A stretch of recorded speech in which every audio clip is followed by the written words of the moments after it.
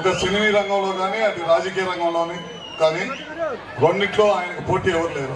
ఆయనే పోటీ అనమాట. అంత గొప్ప మహానుభావుడు.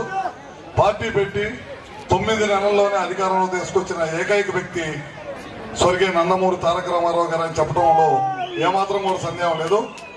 ఆ రోజు ఆయన తీసుకున్న విప్లవాత్మకమైన మార్పులు, 2 రూపాయల కిలో బియ్యం కానీ, పేదలకి ఇల్లు కానీ, మహిళలకి సమాన హక్కు ఆస్తిలో కానీ, ఇట్లాంటి ఎన్నో కార్యక్రమాలు తీసుకున్నాడు.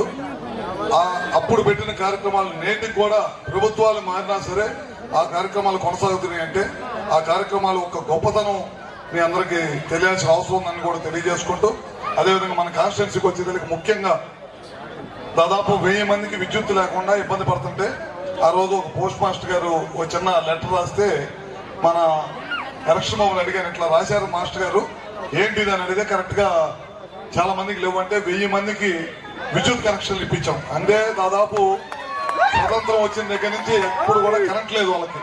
మళ్ళీ తర్వాత ఫారెస్ట్ లో, రిజర్వ్ ఫారెస్ట్ లో ఉంటారు.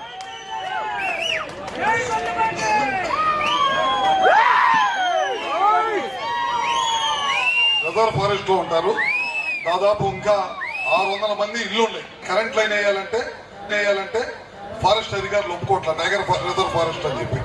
దానికి కూడా మొన్న ఈ మధ్య దానికి కూడా దాదాపు 3 కోట్ల రూపాయలు డబ్బులు శాంక్షన్ చేయించాము.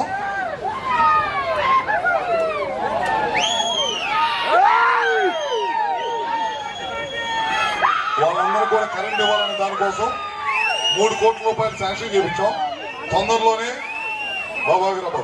తొందరలోనే ఆ 600 ఇళ్లకి సోలార్ తోటి, బ్యాటరీ తోటి రెండింటిలో పెట్టి ప్రతి ఇంటికి కూడా 4 బల్బులు, ఒక ఫ్యాన్ తిరిగేటట్టు ఒక 2-3 నెలల్లోనే స్టార్ట్ చేయించి మేమందరం కూడా వచ్చి మళ్ళీ ఓపెన్ చేస్తాం. అదేవిధంగా దాదాపు ఇక్కడ మొన్న మధ్య ఒక సబ్ స్టేషన్ శంకుస్థాపన చేశాము. అదేవిధంగా దోర్నాల మండలంలో ఎడవల్లి గ్రామం ఒకటి అడుగుతున్నారు. ఒడ్డుపాలెం గ్రామంలో సబ్ స్టేషన్ అడుగుతున్నారు. అక్కడ కనుక లోడ్ ఉంటే కనుక ఖచ్చితంగా మరో 2 సబ్ స్టేషన్ లోడ్ ఉండాలి. లోడ్ ఉంటే కనుక ఖచ్చితంగా శాంక్షన్ చేపిస్తాం.